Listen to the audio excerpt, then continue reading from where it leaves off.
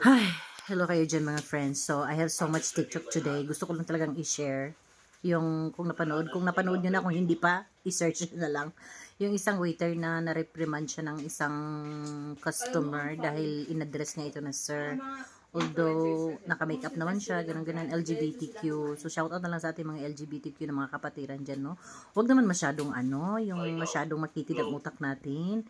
Yan, tinawag kang sir, pwede mo namang i-address na lang into, yung pwede mo pa-joke kasi ang mga bakla pa naman, ang tingin ko pa naman sa mga LGBTQ na mga kapatid natin, masiyahin lang, malawak ang pangunawa, yung ganun ba. Nakakawa yung waiter in a way. Kasi syempre hindi rin naman niya alam kung anong gusto mong ipatawag mong pronoun sa'yo. Hala, pag sure eh. At saka kung tinawag ka bang sir, ikakabawas din ang pagkatao mo. Kung naka-dress ka, naka-ano ka, tapos tinawag kang sir, ikababawas ba ng pagkatao mo yan? Sure na lang, eh. Ay, na-stress ako